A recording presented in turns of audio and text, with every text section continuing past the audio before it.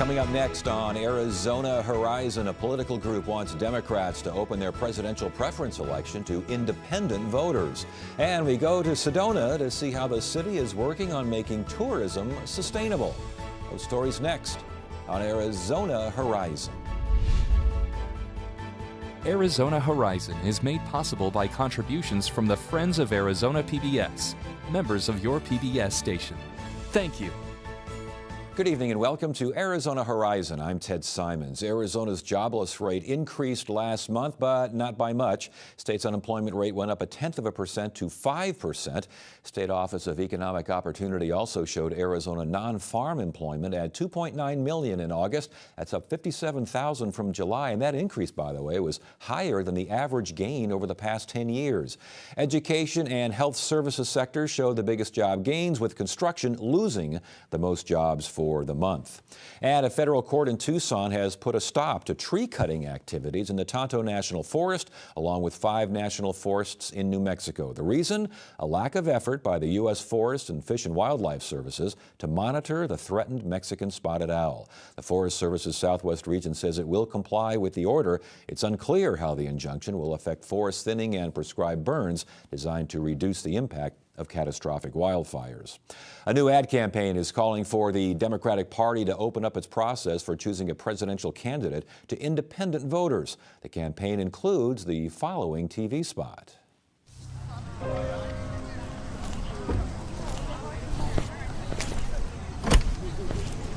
How'd it go, Dad? Wait, where's your sticker? Didn't you vote? They wouldn't let me vote. Why not?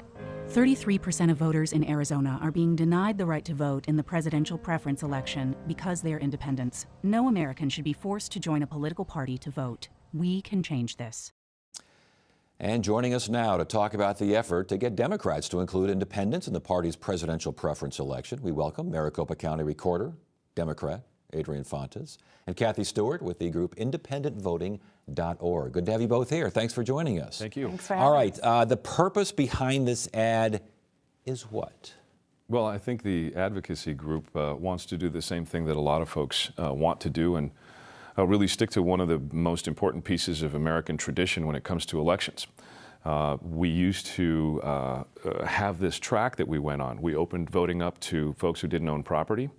Then we opened voting up to women. Then we opened voting up to people of color, our indigenous brothers and sisters. Finally, in the 60s, we opened voting up to folks who were just old enough to go out and die for our country. This now is the next phase of that continued American tradition of opening up voting for more and more of our electorate, and I think that's what this group is advocating for. Is that what you're, because it sounds like right now at least, I mean, the Republicans they're not even having a presidential preference election, so the focus now is on the Democratic Party. Why focus on one party as opposed to both?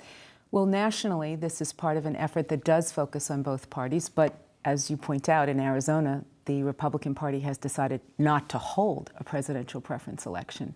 So therefore, we went to the Democratic Party on behalf of the 1.27 million registered independent voters in the state. That's 33% of the electorate. That's 41% of the Latino community, with a very simple request. You have the authority to open the presidential primary to allow all Arizona's independents to participate. You're a Democrat. Yes. Okay. No one gets to go. Republicans can't even vote in the presidential preference election on their side. Why would you want to open up the Democratic side to folks who are not Democrats? Well, barring the issue that I already talked about, which is this is part of the American tradition, opening up elections. You know, as an election administrator, one of the things that I look for, and one of the reasons I got elected, was to really make the system better, which means making it easier to understand. Right now, we have open primaries for every office, federal, state, and local, where there are partisan contests. Governors, senator, congresspeople, county recorders, council people in different cities. And that's a regular rule, and we have that open primary in August and then the general in November. Every 4 years, however, we have this anomaly for this one office where a third of our voters, actually more than a third of our voters, are excluded merely because of their party affiliation. And so what I'm looking for from an administrator's perspective is clarity in rules so that the issues don't have to be about what party you belong to. The issues can be about policy. They can be about candidates. Would it be time to push this, though, when both parties have a presidential preference election?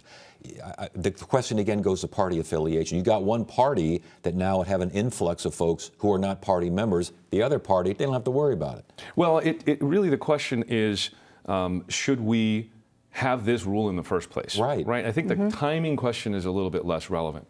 The important thing is not who is on the ballot this time. The important thing is we have an opportunity to change it. We have a growing group of independent voters. Look, aside from some of the folks that were pointed out momentarily, 49% of Iraq and Afghanistan war veterans do not affiliate with a party. If we're not letting them vote, we've got a problem. And oh, by the way, this type of legislation to open this up has been introduced year in and year out for a long time, and it's never been pushed forward by the legislature. I know your group cites myths regarding independent voters. Give us a couple of those myths. Well, one myth is that independent voters are apathetic and don't want to participate, and that's clearly not true. I think another myth is a misunderstanding about who we are. So often people will say to me, and some reporters have said to me, well, what's the big deal? You can just re-register to participate in the Democratic Party presidential preference election. Right. But for an independent, you're basically asking them to violate a fundamental part of who they see themselves are as a new community of voters. I've had voters say to me, I can't do that, I'd be lying on the form. And it's a government form. So independents want to be respected as Americans who pay taxes, who fund this election, but want to participate without having to affiliate. What do you say to those, and we'll stick with Democrats right now because they're the only players in the game. What do you say to Democrats who say, listen, this is a presidential preference election. It's not a primary. It's we get to choose delegates to the convention. We get to choose platform. It's our party. If you want to join our party, come on in. If you don't, we can't have you making decisions for us. Simple answer. If you have every right to construct your primary however you want. With one thing you have to take into account, you are using taxpayer funding to do that.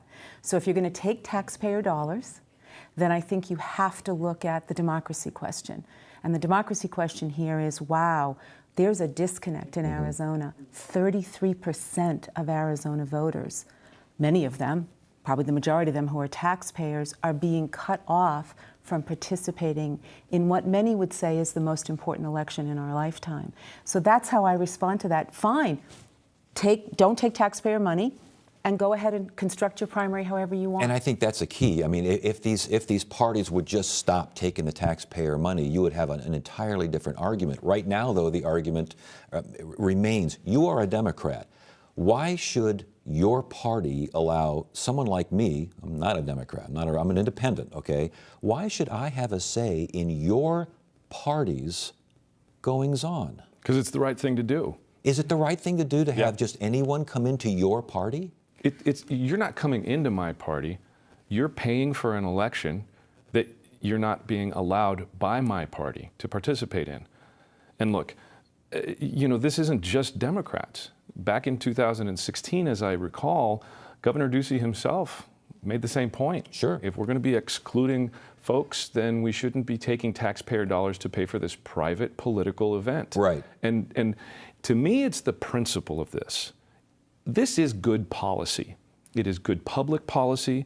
It's good for preserving consistency among the rules so that we have less misinformation and disinformation. Let's not forget, the memories of 2016 and even statewide elected officials not understanding the rules and spreading the wrong information out there.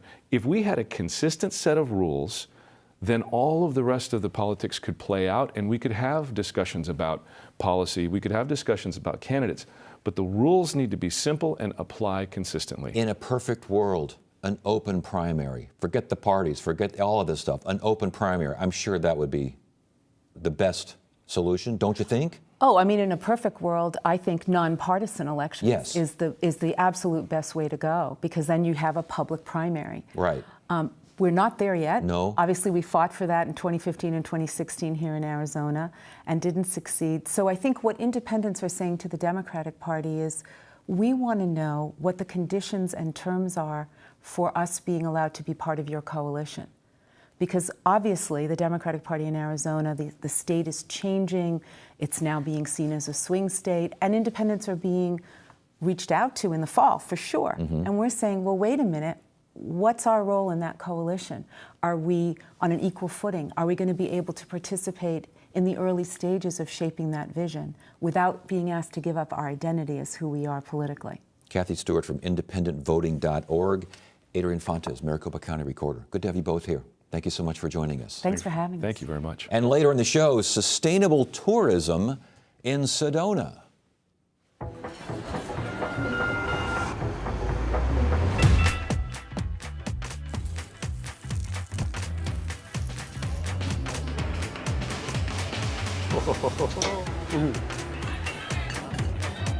Oh yeah.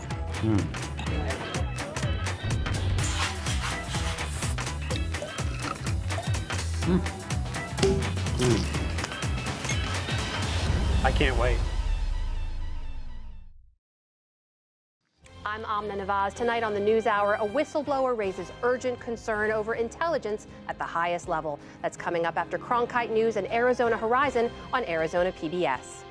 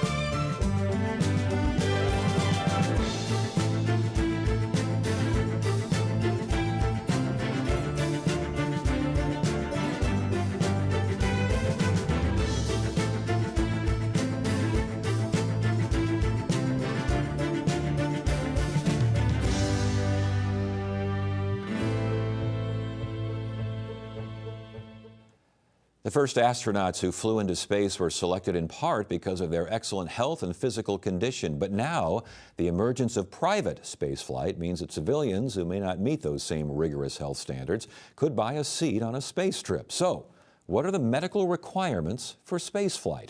For more on this, we recently spoke with Dr. Jan Stepanek, who is practicing aerospace medicine at the Mayo Clinic in Phoenix. Welcome to Arizona Horizon. Thank you. Aerospace medicine, what is that? Aerospace medicine is taking care of typically healthy people in unusual environments, and that is the historic connotation with taking care of astronauts and trained fighter pilots and military as well as civilian pilots. As of late, with some of this shift where commercial spaceflight is part of the equation, this could change. You know, we could be seeing individuals who are people like you and I, individuals who may have some health conditions and diseases and disorders, and they may be able to participate. What are the health threats in general of a space environment? You know, that depends a little bit on the time. So there is acute changes that happen to everybody. So your eyes and your inner ear typically want to be in sync. So if your eyes see movement, your inner ear expects that movement to be present as well. That works beautifully in gravity because our inner ear relies on gravity. If you go to space, all of a sudden that very cue of gravity is gone, called microgravity in low Earth orbit. And as a result of that, the eyes show us something, but the inner ear doesn't get the matching input, and that begets space motion sickness. Early on, you get also fluid shifts. So most of the fluid that we usually have in lower extremities and based on just the hydrostatic forces of gravity lower down, shifts upward. People complain of congestion, headaches, you know, some back pain. That's just part of physics. Yeah, it's interesting because gravity is everywhere and everything for us, isn't it? Absolutely. We have a graphic here of someone, a lucky astronaut, taking off here. This is just a General Joe, I guess. Now, for those of us who are taking a space flight, I would imagine the launch, this person is experiencing it, that could be traumatic. You raise a good point. You know, the spaceflight companies do a very nice job in calculating how G-forces, for instance, are applied to the individual, so it's not, you know, too strenuous for them. So most of the G-forces will be going chest, you know, towards the back. That's the perceptions that they will have. But, you know, there's a lot of noise, there's a lot of vibration, and it's not going to be easy to say, you know, I changed my mind. Because, yes, you know, stop this. Yes. Yeah, you can't do that. You know, once you're going, you're going. Facial puffiness, that sort of thing, that's all part of it, correct? It's part of it, but the facial puffiness for some of the commercial spaceflight endeavors they're going to be very brief in microgravity. So it's going to be a couple of minutes in microgravity, up and back down. That's called suborbital. You know, it's really when you stay prolonged periods of time and those fluid shifts take longer to occur. That's when you get some of the facial puffiness, the headaches, the congestion, the back pain. Some of the other things, you know, the space motion sickness, that could potentially happen earlier. Okay, we have another graphic here, the physiological changes, adaptive concerns. And this poor guy, I mean, he's just getting peppered all over the place here with short-term and long-term changes and challenges. Talk to us here. So the key concerns here are really contingent on time that you spend in spaceflight, but also what location you are.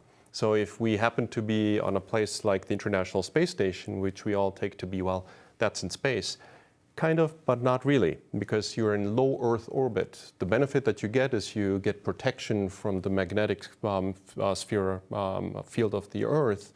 So all the radiation that peppers the Earth actually gets mitigated that way. And that's one of the key risks when we go to exploration class missions where individuals are in flight, let's say, for 12 months plus. Yes. Radiation gets to be the key concern. And there are others, but that would be the biggest one we worry about. And obviously, the big concern as well is pre-existing conditions. We're talking about that in a variety of ways tonight for those who have decided they're going to pay the money and take their trip. And you know, there's sort of a regulatory aspect to this, and the Office of Commercial Spaceflight for the FAA has deliberately taken a somewhat liberal approach, stating that, you know, all that the commercial spaceflight companies need to do is provide detailed, informed consent to their participants. So they err on the side of autonomy of the participant, that they are adults, they're able to make decisions, they're able to assess the risk. And beyond that, you know, it's a little bit like in an aircraft. You need to know what are the emergency procedures in case something goes wrong. But there is no medical standards currently similar to pilots. So if you're a pilot and you want to fly a commercial airliner, there's a set amount of medical standards you need to pass in order to be able to do so. You know, with participants, that's not the case. With the pilots that are piloting the spacecraft, they still are held to those standards. Well, if we want to go that way, then, since this is a private business, the market would suggest that it's not going to be a successful flight if the guy over there in the corner has a pre-existing conditions that's turning this thing into a nightmare. So you would think that they would have some sort of regulation, self-regulation. And, you know, the point that you raise is a good one, and all the commercial spaceflight companies are very deliberate about trying to afford all of their participants opportunities for training.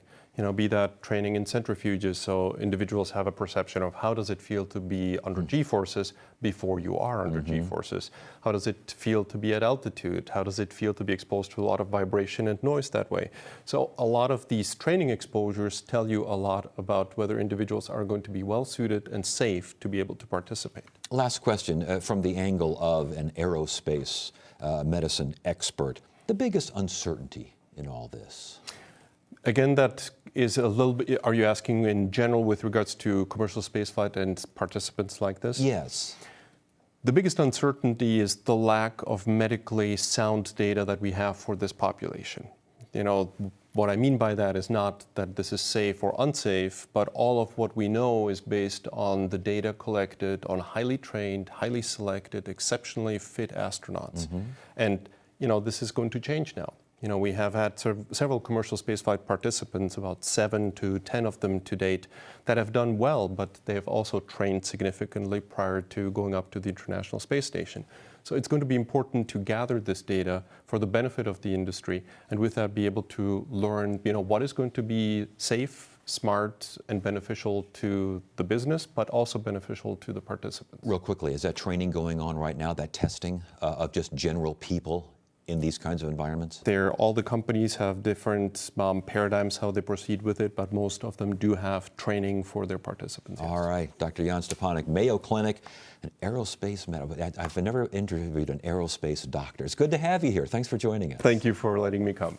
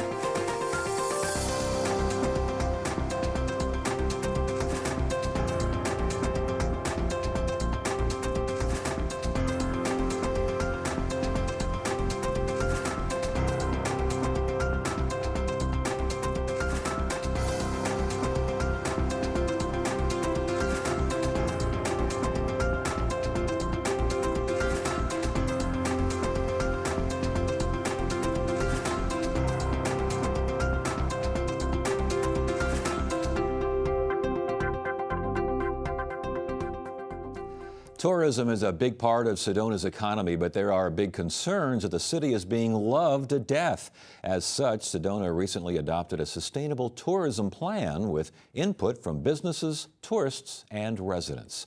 This story is part of Covering Climate Now, an effort by more than 250 news outlets to strengthen coverage of the climate story. Producer Charisma Sandoval and photographer Juan Magana tell us more about Sedona's plan to manage its popularity. Towering red rocks, scenic views, and 3 million visitors a year. Sedona has become one of the most popular destinations for tourists in Arizona. Because it feels like we've gotten a million miles away from the city just only by driving for a few hours. And then on top of it, the town still feels small, still feels friendly, still feels connected to nature. Even though all these people visit, it hasn't lost all the things that made it special over the years. And keeping Sedona special is exactly what the city hopes to do by instituting a sustainable tourism plan. The plan aims to balance the small town needs of residents with a world-class experience for visitors, all while protecting the environment and economy. Tourism generates 10,000 jobs. It generates 77% of all of our city's sales taxes, which pays for all of our services that we enjoy as residents. But sometimes there's a little bit of a disconnect between the benefits of tourism and the pinch points of tourism. Those pinch points include traffic, parking, overused trails, and noise. Jennifer Wesselhoff, president and CEO of the Sedona Chamber of Commerce and Tourism Bureau, says the plan tries to take on these challenges without turning away the tourists the city relies on. Tourism is the lifeblood of our community. It's the lifeblood of Sedona. And we want to make sure that we still can, manage the 10,000 jobs that are here that are relying on it. Jim Allen has been bumping along the Red Rocks at the wheel of a Jeep as a tour guide for almost 25 years. I think I have one of the best jobs in the world. It's play for me because I get to meet wonderful people from all the entire planet. I get to be outdoors every day out here in Guys Country driving a Jeep around. Allen says he's noticed the increase of tourists both in town and in the large groups he takes out on his Jeep. And while he's happy about the increased business, he worries about the toll on trails. Allen supports the sustainable tourism plan because he knows without this view, his business dies. The plan hits the trails hard, with programs to monitor usage, limit trailhead parking, and promote less traveled trails. Allen works to educate people about picking up trash, staying on the trails, and respecting wildlife. I would like my great-grandkids to be able to see this as it is, to preserve it that way. Education is a big part of keeping Sedona beautiful. The Chamber developed a pledge for tourists that reminds them, among other things, to not make their own trails, eliminate those single-use plastics, and to pack in and pack out. That will give visitors the opportunity to share with their fans and friends that they're responsible temporary locals, really, while they're here. Protecting the environment is also why Kathleen Ventura is part of the committee that helped with the Sustainable Tourism Plan. We all have to take a hard look at our carbon footprint and what we're doing here and our social responsibility and sustaining Sedona and all of its glory, for as long as we can. Ventura says with more tourists comes more responsibility for everyone, businesses, residents, and tourists. A big part of that plan asks businesses to find a way to reduce waste and increase recycling.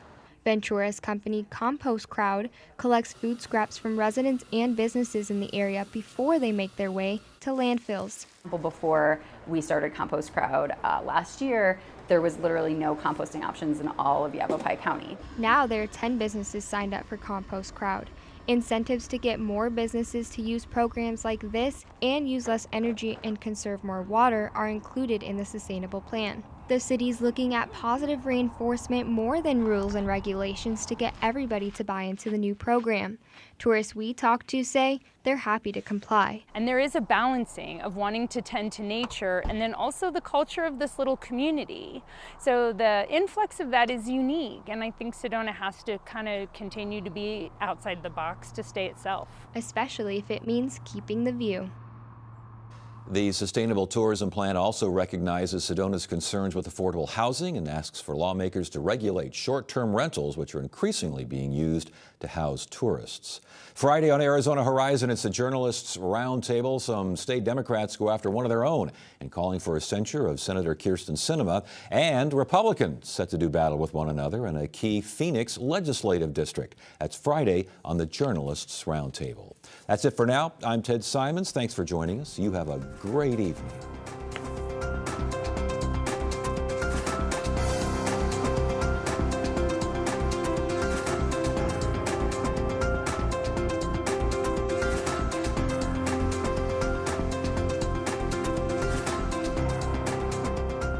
Arizona Horizon is made possible by contributions from the Friends of Arizona PBS, members of your PBS station. Thank you.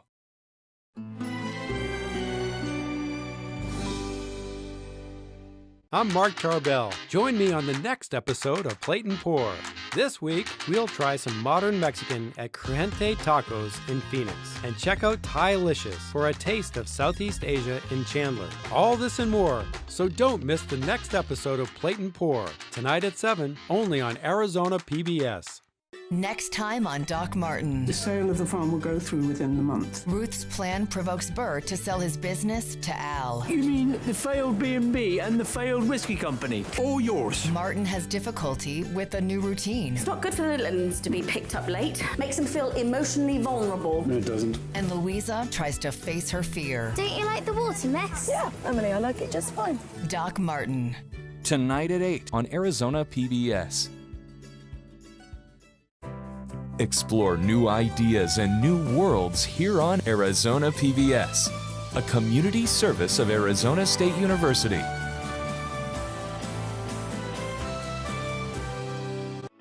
If you are 60 or over, consider a charitable gift annuity with Arizona PBS. A charitable gift annuity will provide you a steady stream of income during your lifetime and also help ensure that Arizona PBS is available for future generations.